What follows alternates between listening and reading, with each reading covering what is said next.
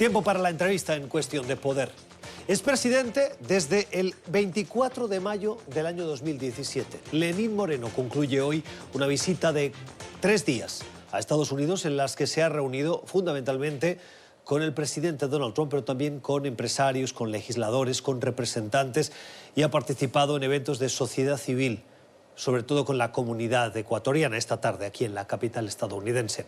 Lenín Moreno es el primer presidente en 17 años, presidente ecuatoriano, que se reúne en la sala oval de la Casa Blanca con el presidente de Estados Unidos. Ha reconstruido las relaciones que dice son las naturales entre los dos países, tanto de sociedades como económicas, y que había destruido Rafael Correa. Hoy, en Cuestión de Poder, conversamos con él.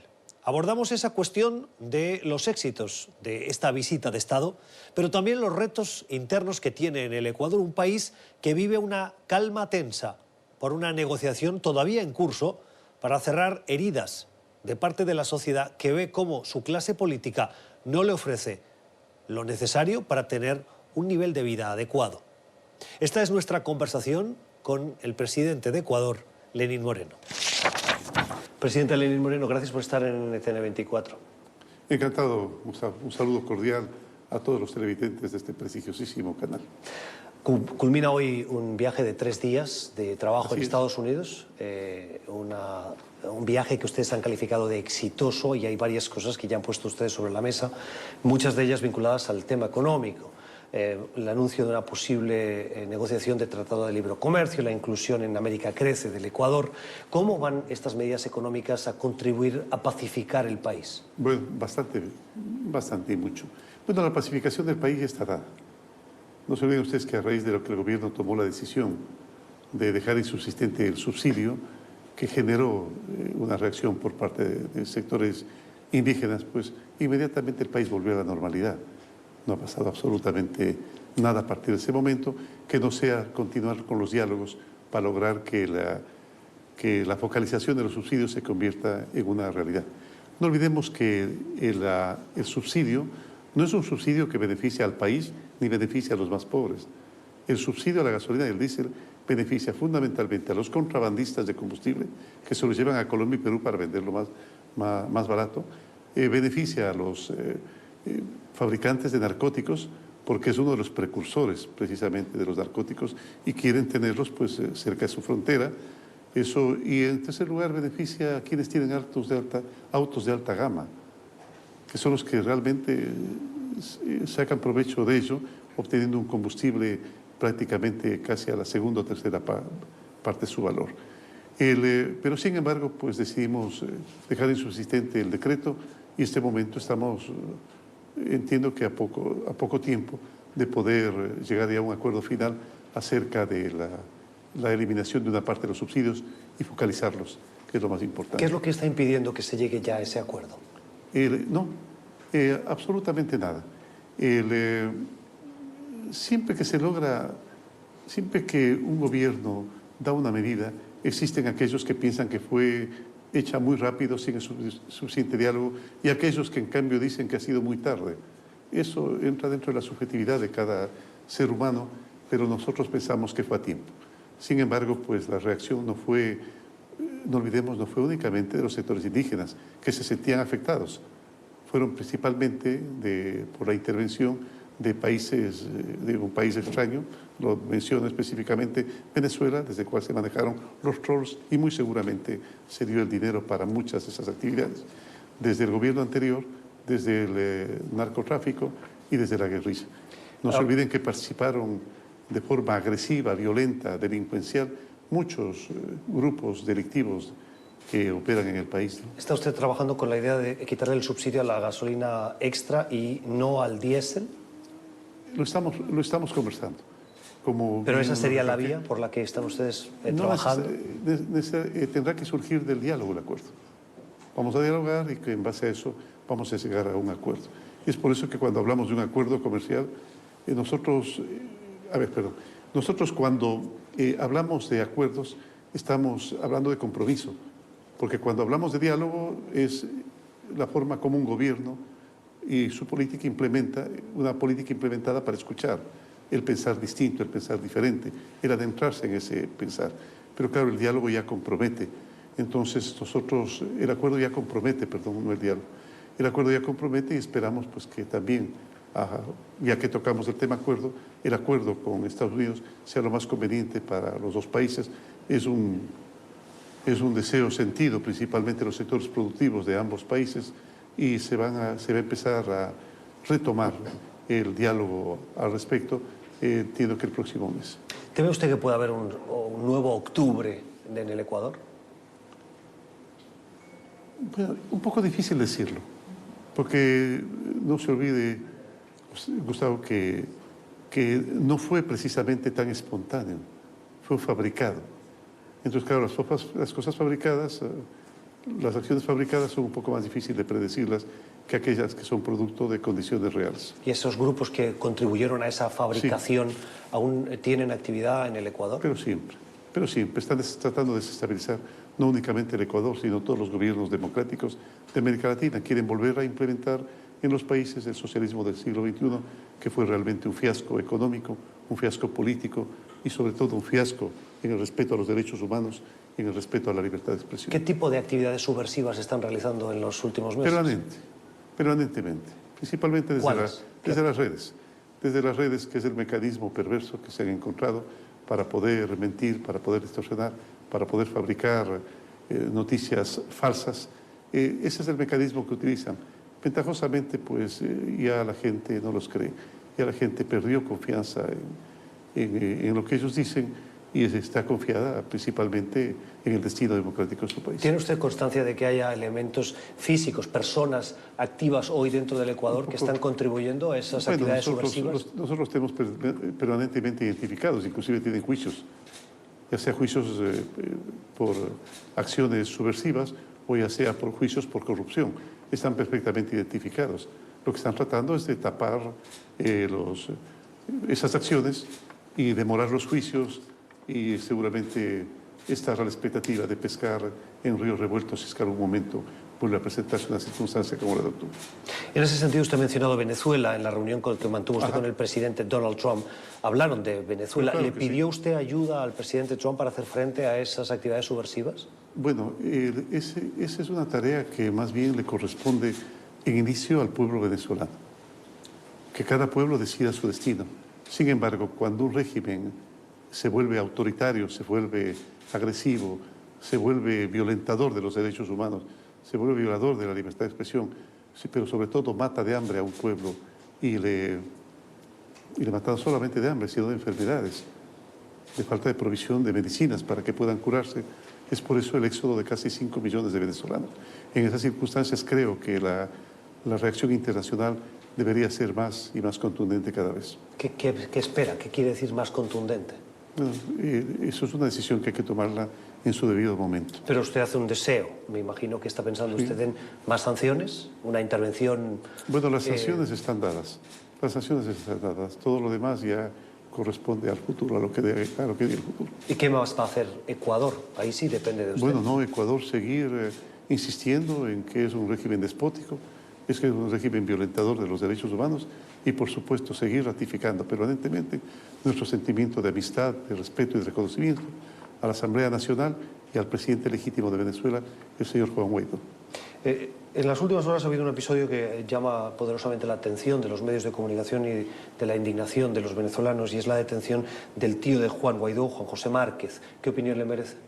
Bueno, es deplorable. Es deplorable desde todo punto de vista. Lo único que estaba haciendo el tío es acompañando a su sobrino para procurar guardar en algo que no lo violenten, que no le agredan. Lastimosamente ocurrió. Y quien estaba un poco llamado y para ello fue para protegerlo fue detenido. Fue detenido con una acusación que dista completamente de la realidad, que nadie se la cree. Pues ellos han vivido la mentira permanentemente y una mentira más, pues realmente no sentirán ellos que no les afecta. A nosotros sí nos afecta porque siempre estamos a la expectativa de que sea la verdad la que brille. Le quiero preguntar por el caso Sobornos. Hoy el expresidente Rafael Correa ha visto cómo le han rechazado su petición de recusar a parte de los jueces del caso. ¿Teme usted que está buscando argucias legales para retrasar y dilatar ese proceso y conseguir poder inscribirse de alguna manera en las elecciones? Gustavo, a diferencia de lo que ocurrió en el tiempo de Correa, en la cual los dictámenes de la justicia salían de Palacio, ahora la función judicial y las funciones de transparencia tienen completamente autonomía y libertad y ninguna intervención por parte del Ejecutivo en sus acciones.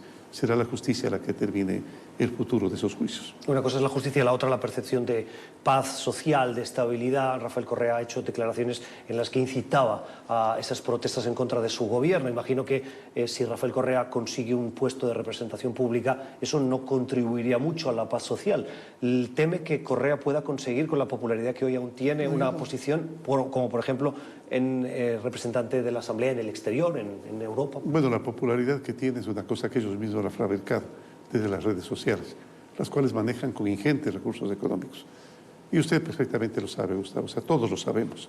Todos sabemos que de alguna forma, a lo mejor, no lo digamos de manera pública y abierta, eso es otra cosa. Pero sí, la percepción es esa precisamente, de que están pensando desestabilizar de manera permanente y que su única intención no es sino dilatar los juicios, desprestigiar a la gente que ahora de manera autónoma está tomando sus decisiones y pues ver la posibilidad de salir lo más indemnes posibles de algo que todo el pueblo ecuatoriano y todo el mundo sabe que fue una pandilla que se robó el Ecuador. ¿Cree usted que está buscando inmunidad de alguna manera? Sí, claro que sí. Claro que sí. Inmunidad, pero sobre todo impunidad. Tengo que terminar, pero quiero preguntarle también por el conflicto que ha tenido usted con la CIDH, con ese famoso informe en el que se denunciaban una decena de muertos y más de 1.300 heridos. Dijo su gobierno que era subjetivo y que estaba vinculado a intereses políticos. ¿Todavía lo piensa? Bueno, le voy a comentar. En forma particular, nosotros hemos sido muy respetuosos con esas instancias. Pero yo en algún momento lo dije y se los dije a ellos, precisamente, que tengan bastante precaución de las decisiones y de los análisis que hagan, porque precisamente a veces las decisiones mal tomadas y sesgadas son las que llevan a que los ciudadanos pierdan confianza en instituciones prestigiosas como esa. Uno de los elementos es que recogieron las opiniones únicamente de un sector y de una persona que terminó representando al sector, que les dio la informaciones tan falsas que la gente vio completamente lo contrario, que el mundo vio completamente lo contrario, que vio unas Fuerzas Armadas y una policía que lo único que estaba haciendo es su tarea, defender la integridad física y los bienes de los ciudadanos y del sector público, nada más, y que inclusive se inventaron 3 muertos que no existían.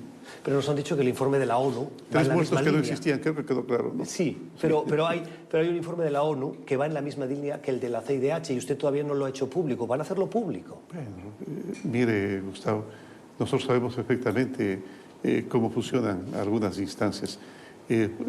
Manifestaremos de forma respetuosa y democrática nuestra inconformidad con aquello.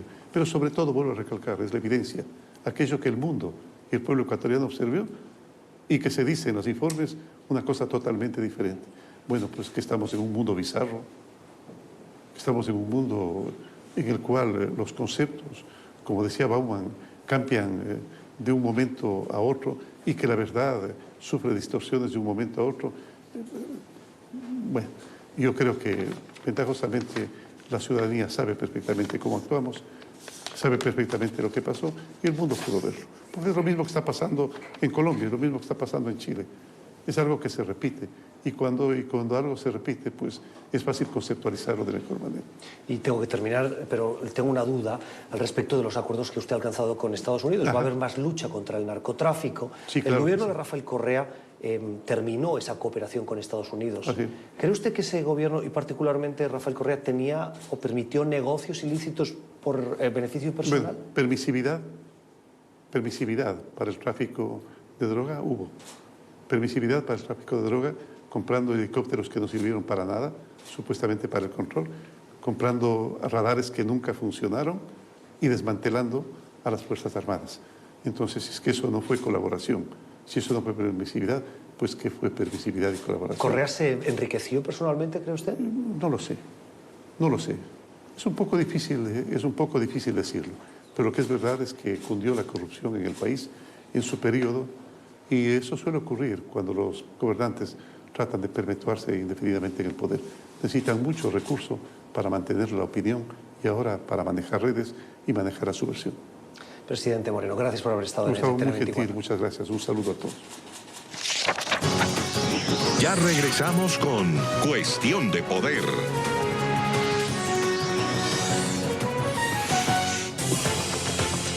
Seguimos en Cuestión de Poder. Nos fijamos ahora en la campaña electoral en Estados Unidos. Si hay algún nombre que ha empezado a brillar en los últimos días y que muchos esperan tenga un futuro brillante en esa carrera por la nominación demócrata, ese es el exalcalde de Nueva York, Michael Bloomberg. Bloomberg es un multimillonario, tiene, según la revista Forbes, alrededor de 60.000 millones de dólares, ese es su patrimonio. Recuerden que el presidente Trump se calcula que tiene entre 2.000 y 3.000. Para que tengamos una perspectiva. Bloomberg dice que está dispuesto a gastar lo que haga falta para sacar a Donald Trump de la Casa Blanca. En su estrategia está apostando por lo que otros han hecho antes, no ir a los primeros estados de las primarias, no ha estado en Iowa, no ha estado en New Hampshire y se está concentrando en el supermartes. Pero esa es una estrategia riesgosa. Algunos dicen que si le va mal ese día, ya se puede despedir. Lo intenta contrarrestar con una grandísima inversión en publicidad y, de hecho, los que estamos en Estados Unidos la notamos. Saludamos a esta hora de la noche a la analista política, experta en cuestiones de marketing y consultora política, es presidenta de Data Estrategia, la señora Carmen Beatriz Fernández. Señora Beatriz Fernández, gracias por estar con nosotros. Bienvenida a Cuestión de Poder. Buenas noches. Buenas noches, encantada de estar con ustedes, Gustavo. ¿Qué le parece la campaña que está haciendo el exalcalde de Nueva York? Sí, bueno, hay una mezcla de estrategia con suerte en lo que ha sido hasta ahora la actuación del exalcalde Bloomberg, ¿no? Porque ha tenido estrategia, ha tenido buena inversión publicitaria, buenas alocaciones, buena estrategia digital también, una aparición vis a vis con los anuncios de Donald Trump en el Super Bowl, pero también ha tenido suerte, ¿no? Al no estar por carambola, digamos, no estar en el desastre de Iowa, ¿no? El desastre de Iowa con el conteo, con los errores con la aplicación, con todo ese espectáculo muy vergonzoso, hizo que de alguna manera Bloomberg al no estar allí, pues saliera muy bien parado, ¿no? ¿Qué le parece el mensaje? Todo político que aspira a un cargo hace girar toda su campaña, toda su estrategia en un mensaje. En el caso de Barack Obama lo vimos con el cambio y la esperanza. Esos dos conceptos fueron sobre los que se construyó todo su mensaje y toda su estrategia. El mensaje de Michael Bloomberg, ¿cuál es? ¿Es convincente? Bloomberg está dirigiendo un mensaje antipolarización, está apostando a la unidad de los Estados Unidos y evoca la unidad de los Estados Unidos en cada uno de sus mensajes, ¿no? La necesidad de trabajar en conjunto por un Estados Unidos que evite lo que justamente se le achaca tanto a Trump, que ha sido polarizar excesivamente al electorado norteamericano. Pero ese mensaje, que es, digamos, el epicentro del mensaje, es la idea fuerza más poderosa del mensaje, está dirigido, o al menos en estas primeras fases, tiene unas audiencias muy específicas que se han visto en el anuncio del Super Bowl y en algunas de los anuncios más importantes de la campaña de Bloomberg hasta ahora, que es el elector afroamericano. ¿A quién le puede robar votos? Michael Bloomberg, ¿quién es como concepto de amenaza dentro de esa carrera para la nominación? Por decirlo de alguna manera, Bernie Sanders y Elizabeth Warren en el fondo están compitiendo por el mismo tipo de público dentro del Partido Demócrata. Pete Buttigieg está compitiendo de alguna manera con los votos de Amy Klobuchar, como dos personas que vienen de fuera del sistema, y parecería que Michael Bloomberg le puede hacer sombra a Joe Biden, que no le ha ido muy bien en el arranque. ¿Coincide usted o es una persona que puede incluso seducir a públicos de otros candidatos? Bueno, en principio pareciera que Bloomberg ha crecido a costa de Joe Biden, ¿no?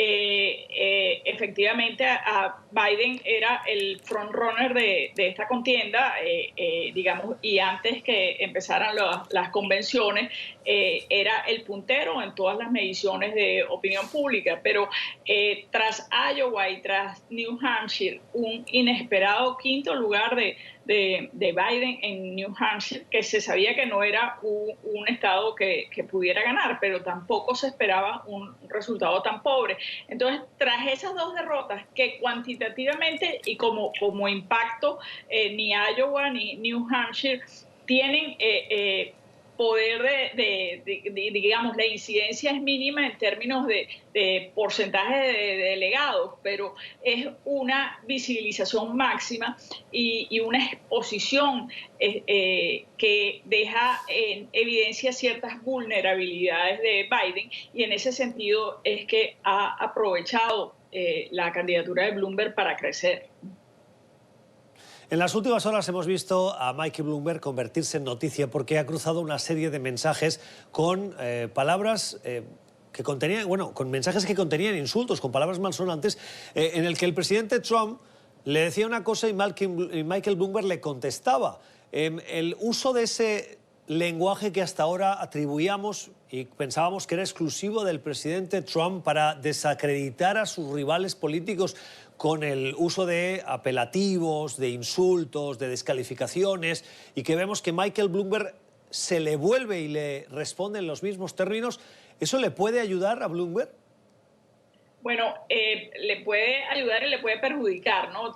Ahí, digamos, tiene un riesgo evidente que es muy grande, que es el riesgo de que eso atenta contra su mensaje central, que es justamente evitar la polarización. Pero le puede ayudar en estas primarias si logra que un tú a tú, una discusión tú a tú con Trump, porque Trump en alguna medida es el gran elector también dentro de la contienda demócrata. El candidato que Trump preferiría es el candidato Bernie Sanders, a mi juicio. O sea, Bernie Sanders facilita la contienda desde la perspectiva de Trump porque facilita un antagonismo y un discurso basado en América contra el socialismo, ¿no?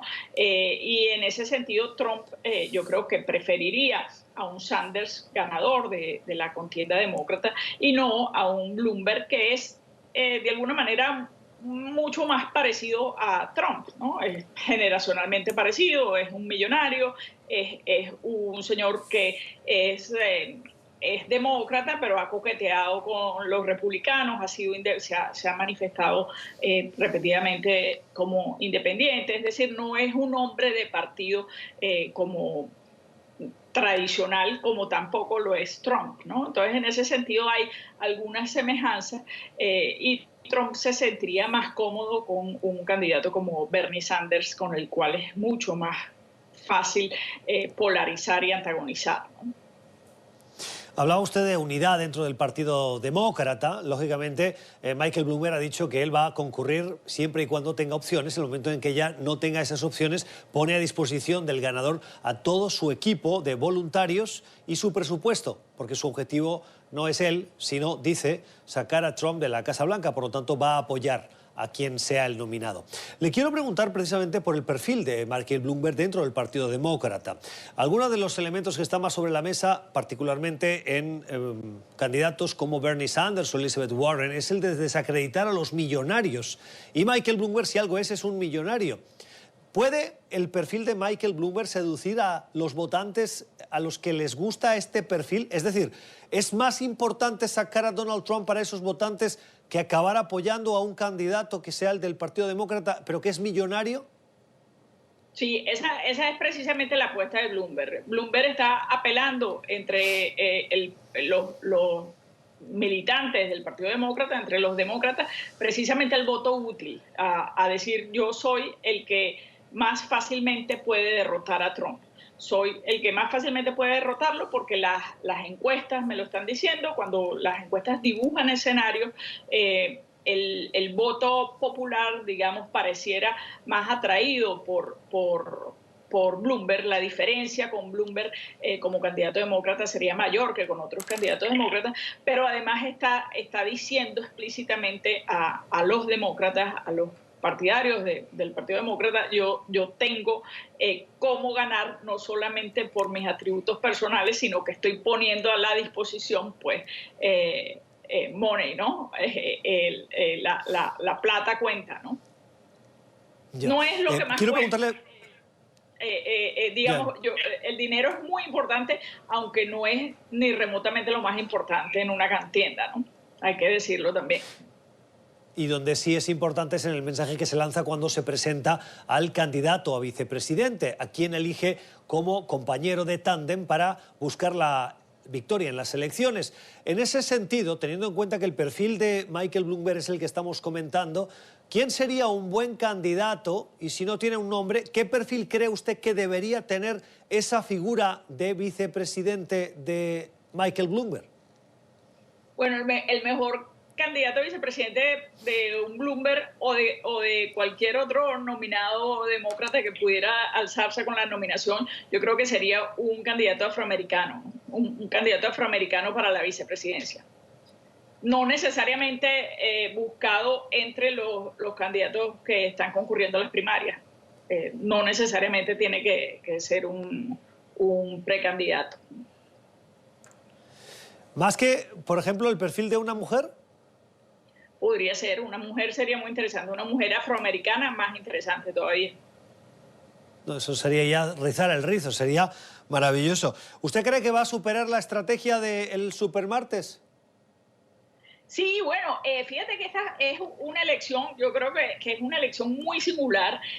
Bueno, como han sido singulares las últimas elecciones en los Estados Unidos, particularmente la elección 2016 fue muy distinta, pero en esta contienda o en estas primarias nosotros estamos viendo unos estados, hay unos primeros caucus que no son importantes o no tienen la importancia que han tenido en procesos electorales anteriores, ¿no? Donde Iowa y New Hampshire eran importantísimos y prácticamente marcaban el inicio de la carrera y marcaban la contundencia de quienes asomaban allí como frontrunners. Aquí pareciera que no va a pasar eso y que tanto Iowa como New Hampshire pierden importancia como predictores de lo que va a pasar en esta contienda. Evidentemente el supermartes termina siendo el marcador definitivo y lo que pasa en el supermartes será de gran importancia. Bueno, le pregunto ya finalmente para terminar por los dos estados que vienen ahora, por Nevada y por Carolina del Sur. ¿Tiene opciones Michael Bloomberg de seducir a parte del electorado? Si bien él está apostando por el supermartes, que se celebra después de estas dos contiendas, le pregunto esto no porque vaya a estar en la boleta, sino porque son estados con mayor diversidad. Y al tener mayor diversidad, la voz de los latinos, en el caso de Nevada, o la voz de los afroamericanos, en el caso de Carolina del Sur, puede ser relevante. ¿Esos votantes van a irse latinos con Bernie Sanders y afroamericanos con Joe Biden, como dicen los expertos aquí en Estados Unidos? Podría ser, pero también podría ser que no. Y no, el hecho que no esté respondiendo tu pregunta es indicador de los tiempos tan confusos, porque hasta ahora lo que hemos visto es que las encuestas vienen equivocándose tremendamente para las dos primarias que hemos visto. Y eso siempre ha sido muy difícil. Medir intención de votos en primarias es más difícil que medir intención de votos en elecciones nacionales.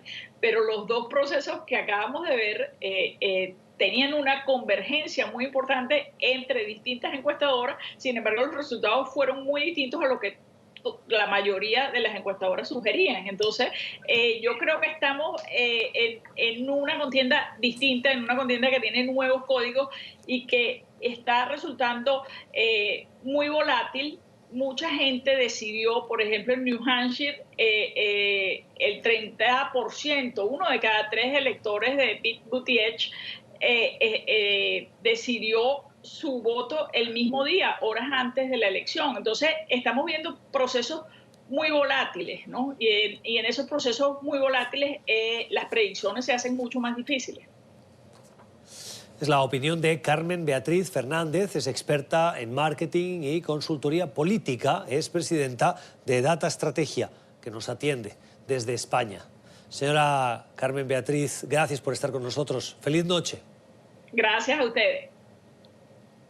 Puede volver a escuchar esta entrevista en nuestro podcast. Estamos en Apple y Spotify. Y háganos llegar sus comentarios a la cuenta de Twitter CPoder, NTN24. Ya regresamos con Cuestión de Poder. Así terminamos. Gracias por acompañarnos, por la generosidad de su tiempo. Esperemos que hayan aprendido, como lo hemos hecho nosotros, de nuestros invitados. El lunes volvemos. ¡Feliz fin de semana!